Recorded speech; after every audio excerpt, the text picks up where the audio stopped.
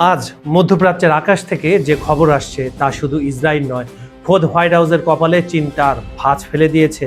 একদিকে তেল আবিবের কঠোর নিরাপত্তা বলয় চুরমার করে বৃষ্টির মতো পড়ছে ইরানি মিসাইল, আর অন্যদিকে বাগদাদে মার্কিন দূতাবাসের ড্রোন আর রকেটের ভয়াবহ তাণ্ডব।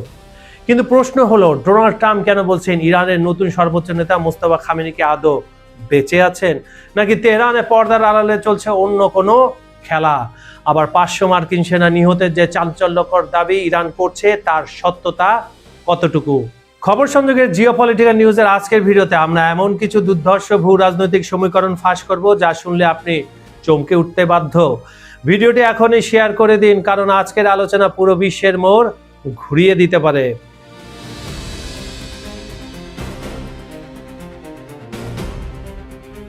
ইসরায়েলের সো-কল কঠোর নিরাপত্তা বলয়ের অত্যাধুনিক আকাশ প্রতিরক্ষা ব্যবস্থাকে ফাঁকি দিয়ে তেল আবিবের কাছে আঘাত হেনেছে ইরানের ছোড়া ক্ষেপণাস্ত্র।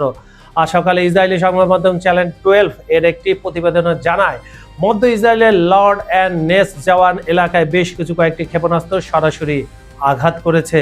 হামলার সময় মধ্য ও দক্ষিণ ইসরায়েল জুড়ে উচ্চ শব্দে সতর্কতামূলক সাইরেন বেজে ওঠে এবং শক্তিশালী বিস্ফোরণের শব্দে জনমনে আতঙ্ক ছড়িয়ে পড়ে। একটা জিনিস লক্ষ্য করেছেন বন্ধুরা, ইসরায়েলের গণমাধ্যম এখন কিন্তু যুদ্ধে তাদের ক্ষয়ক্ষতি নিয়ে নিউজ করতে শুরু করেছে। তার মানে ইরানের আঘাতে তাদের ত্রাহি অবস্থা। হামলার পরপরই ক্ষতিগ্রস্ত এলাকাগুলোতে পুলিশ ও দমকলকে দ্রুত মোতায়েন করা হয়। অন্যদিকে তুর্কি বার্তা সংস্থা আন্দালু এজেন্সি জানিয়েছে, জেরুজালেম ও পশ্চিম তীরেও বিকট শব্দ শোনা গেছে। ইসরায়েলি বাহিনী কিছু ক্ষেপণাস্ত্র প্রতিহত করতে সক্ষম হলেও সেগুলো ধ্বংসাবশেষ ফিলিস্তিনি এলাকায় মাসাকার ইয়াত্তায় গিয়ে পড়ে। তবে এই হামলায় এখন পর্যন্ত কি পরিমাণ হতাহত বা ক্ষয়ক্ষতির ঘটনা ঘটেছে তা নিশ্চিত হওয়া যায়নি। একই সময় উত্তর ও দক্ষিণ সীমান্তে সক্রিয় হয়ে উঠেছে লেবাননে ইরানি প্রক্সি যোদ্ধারা। এরা সীমান্তবর্তী শহর আল আদসির, আল খাজানা পর্বত এলাকা এবং কফার খেলায় ফাতিমা গেটে ইসরায়েলি সেনাদের লক্ষ্য করে হামলা চালিয়েছে।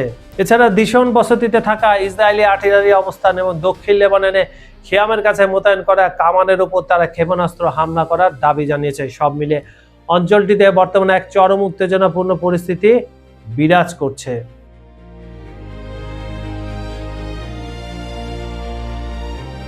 এদিকে ইরাকের রাজধানী বাগদাদে অবস্থিত মার্কিন দূতাবাস প্রাঙ্গণে বড় ধরনের ড্রোন ও ক্ষেপণাস্ত্র হামলার ঘটনা ঘটেছে। আজ গ্রিন জোনের কঠোর নিরাপত্তা বেষ্টিত এই কূটনৈতিক মিশনে এই হামলা চালানো হয়। আন্তর্জাতিক সংবাদ মাধ্যমের প্রতিবেদন থেকে এই তথ্য নিশ্চিত হয়ে গেছে।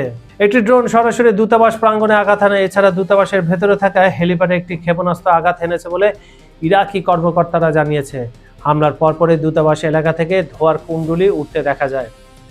তবে এই ঘটনা এখন পর্যন্ত কোনো নিহতের খবর পাওয়া যায়নি এবং মার্কিন দূতাবাসের পক্ষ থেকেও তাৎক্ষণিক কোনো আনুষ্ঠানিক মন্তব্য করা হয়নি। ধারণা করা হচ্ছে এই হামলাটি একটি প্রতিশোধমূলক পদক্ষেপ। বাগদাদে ইরান সমর্থিত 2 যোদ্ধা নিহতের ঘটনা মাত্র কিছুক্ষণ পরে এই ড্রোন হামলার ঘটনা ঘটে। ইরাকে মার্কিন উপস্থিতিকে কেন্দ্র করে দীর্ঘদিনের উত্তেজনা এই হামলার মাধ্যমে নতুন করে ডালপালা মেলল। গ্রিন জোনের মতো উচ্চ নিরাপত্তা সম্পন্ন এলাকায় এ ধরনের হামলা মধ্যপ্রাচ্যে বিদ্যমান অস্থিরতাকে আরো বাড়িয়ে তুলবে বলে আশঙ্কা করা হচ্ছে।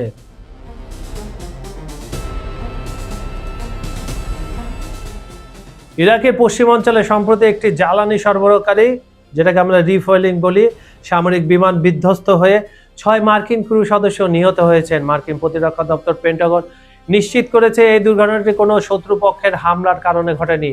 নিহতরা হলেন জন ক্লিনার, আরিয়ানা সাবিনো, অ্যাশলি প্রয়েট, সেথ কোবাল, ক্যাটিস অ্যানস্টন এবং টেইলার সিমন্স। নিহতদের মধ্যে প্রথম 3 জন মার্কিন বিমান বাহিনীর সদস্য এবং বাকি 3 জন এয়ার ন্যাশনাল গার্ডে কর্মরত ছিলেন। পেন্টাগনের সেন্ট্রাল কমান্ড জানিয়েছে, যান্ত্রিক ত্রুটি বা অন্য কোনো কারণে দুর্ঘটনাটি ঘটেছে কিনা তা জানতে তদন্ত চলছে। তবে প্রাথমিকভাবে নিশ্চিত হয়ে গেছে যে এটি কোনো হামলা ছিল না। এটা বরাবরই সবসময় বলে, যখন ইরানি ক্ষেপণাস্ত্র বা ইরানের প্রক্সি যোদ্ধাদের ছোড়া ক্ষেপণাস্ত্র আর ড্রোনে যখন কোনো কিছু মার্কিন যুক্তরাষ্ট্র ইসরায়েলে পড়ে যায়, F-15 বলেন, F-16 বলেন, র্যাপ্টার বলেন বা রিফুয়েলিং বিমান বলেন, তখন তারা বলে যে হয় যোগাযোগ বিচ্ছিন্ন হয়ে গেছিল, যান্ত্রিক ত্রুটি হয়েছিল, নাহলে বিমানের পেট খারাপ হয়ে গেছিল, মানে আলতু পাতা যত ধরনের যুক্তিকতা তারা দেয়। মানুষ তো এত বোকা যে সারা বিশ্বের মানুষ বোকা, তারা তাদের এই কল্পকাহিনী বিশ্বাস করবে। ইরানের নিরাপত্তা পরিষদের শীর্ষ কর্মকর্তা আলী রারিজালি বলেছেন, 500-এর বেশি মার্কিন সেনা নিহত হয়েছেন এই যুদ্ধে। ইরান সেনাবাহিনীর শক্তিশালী ইউনিট এর মতে কিছু হামলায় 100-এরও বেশি আমেরিকান নিহত হয়েছেন বলে দাবি করেছে, যেমন দুবাই হামলার দাবি। অর্থাৎ ইরানের বিভিন্ন বক্তব্য অনুযায়ী মোট নিহতের দাবি শতাধিক থেকে 500+, হাজারের কাছাকাছি। আর এদিকে মার্কিন সামরিক বাহিনী এখন পর্যন্ত খুব সীমিত সংখ্যক সেনা নিহত হওয়ার কথা স্বীকার করেছে। কিছু প্রতিবেদনে বলা হয়েছে শুরুতে 12 জন মার্কিন সেনা নিহত হয়েছে বলে যুক্তরাষ্ট্র জানিয়েছিল। অন্য হিসাব অনুযায়ী মোট প্রায় 15 জন মার্কিন সেনা নিহত এবং প্রায় 200 জন আহত হয়েছে বলে বিভিন্ন ট্র্যাকার রিপোর্টে উল্লেখ আছে।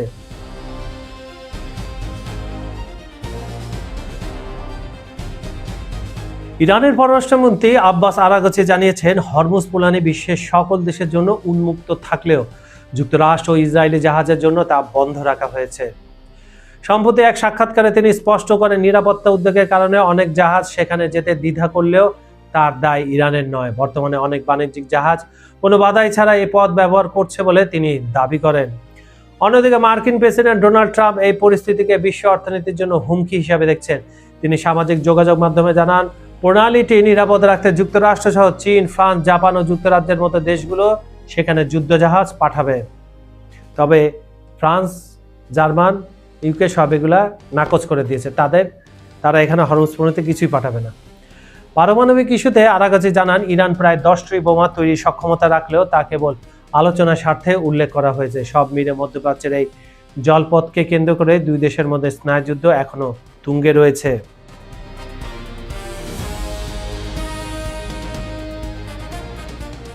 ইরানের সর্বোচ্চ নেতা হিসেবে মনোনীত হওয়ার পর থেকে আয়াতুল্লাহ মুস্তাফা খামেনির জনসম্মুখে অনুপস্থিতি নিয়ে নতুন করে বিতর্ক উস্কে দিয়েছেন মার্কিন প্রেসিডেন্ট ডোনাল্ড ট্রাম্প। এনবিসি নিউজকে দেওয়া এক সাক্ষাৎকারে ট্রাম্প দাবি করেন, ক্ষমতা গ্রহণের পর মুস্তাফা খামেনিকে কোথাও দেখা যায়নি, যা তার বেঁচে থাকা নিয়ে বড় ধরনের সংশয় তৈরি করেছে। যদিও বিষয়টিকে তিনি একটি গুজব বলে ভাবছেন, তবে মুস্তাফা বেঁচে থাকলে তাকে দেশের স্বার্থে আত্মসমর্পণ করার পরামর্শ দিয়েছেন ট্রাম্প। ইরানের ভবিষ্যৎ নেতৃত্ব নিয়ে নির্দিষ্ট কারো নাম উল্লেখ না করলেও ট্রাম্প ইঙ্গিত দেন, যুক্তরাষ্ট্রের নজরে এমন কিছু যোগ্য ব্যক্তি আছেন যারা ইরানের জন্য দুর্দান্ত নেতা হতে পারেন। ট্রাম্প সরাসরি ইরানের সুরা সদস্য হয়ে যাক, 88 যে সদস্য তাদের আছে ইরানের গভর্নিং বোর্ডের, সেখানে 89তম সে হয়ে যাক, বা জেডি ভান্সকে নিয়ে নিক 30 জন হয়ে যাক। ভেনেজুয়েলা, কিউবাতে যেভাবে করছে সেভাবে ইরানে, এটা ইরান, এখানে এত কিছু করা সহজ না ট্রাম্প। এদিকে তেহরানের সাথে কোনো তড়িঘড়ি চুক্তি করতে নারাজ ওয়াশিংটন। ট্রাম্পের মতে ইরান চুক্তিতে আগ্রহী হলেও বর্তমান শর্তগুলো যুক্তরাষ্ট্রের জন্য যথেষ্ট জোরালো নয়। যতক্ষণ পর্যন্ত একটি শক্তিশালী ও কাঙ্ক্ষিত শর্তাবলী নিশ্চিত না হচ্ছে, ততক্ষণ কোনো ধরনের চুক্তিতে পৌঁছাতে তিনি প্রস্তুত নন। ইরানের ড্রোন মোকাবিলায় ইউক্রেনের প্রেসিডেন্ট ভলোদিমির জেলেনস্কির সহায়তার প্রস্তাবকে নাকচ করে দিয়ে ট্রাম্প বলেন, এ বিষয়ে জেলেনস্কি হলেন শেষ ব্যক্তি যার সাহায্য আমাদের প্রয়োজন। তার মানে কতটা রেগে আছে জেলেনস্কির উপর। সব মিলিয়ে মধ্যপ্রাচ্যের রাজনীতি এবং বিশ্ববাজারের অস্থিরতা নিরসনে ট্রাম্পের আমেরিকা ফার্স্ট নীতি আবার স্পষ্টভাবে ফুটে উঠেছে। বন্ধুরা, মধ্যপ্রাচ্যের এই রণক্ষেত্র এখন আর কেবল দুই দেশের সীমান্ত সংঘাত নয়, বরং এটি বিশ্বজয়ের এক দাবা খেলায় পরিণত হয়েছে। একদিকে ইরানের বৃষ্টির মতো ক্ষেপণাস্ত্র হামলা, আর অন্যদিকে মোস্তফা খামেনির বেঁচে থাকা নিয়ে ডোনাল্ড ট্রাম্পের সেই রহস্যময় প্রশ্ন। সব মিলে পৃথিবীকে এক মহাপ্রলয়ের দিকে এগিয়ে যাচ্ছে। 500 মার্কিন সেনা নিহতের যে দাবি ইরান করছে, তা যদি সত্যি হয়, তবে ওয়াশিংটন কি চুপচাপ বসে থাকবে, নাকি শুরু হবে তৃতীয় বিশ্বযুদ্ধ? আপনাদের কি মনে হয়, ট্রাম্পের এই কঠোর হুঁশিয়ারি কি ইরানকে থামাতে পারবে, নাকি পারস্য উপসাগরেই ডুববে মার্কিন আধিপত্য? আপনার মূল্যবান মতামত নিচের কমেন্ট বক্সে অবশ্যই জানাবেন, কারণ আপনার একটি মন্তব্য আমাদের পরবর্তী আলোচনার মোড় ঘুরিয়ে দিতে পারে। ভিডিওটি ভালো লাগলে একটি লাইক দিন এবং সত্য ও সাহসের পক্ষে দাঁড়িয়ে এখনই শেয়ার করে ছড়িয়ে দিন আপনার বন্ধুদের মাঝে। আন্তর্জাতিক রাজনীতি পর্দার আড়ালের সব চাঞ্চল্যকর খবর সবার আগে পেতে খবর সংযোগের সাথেই থাকুন।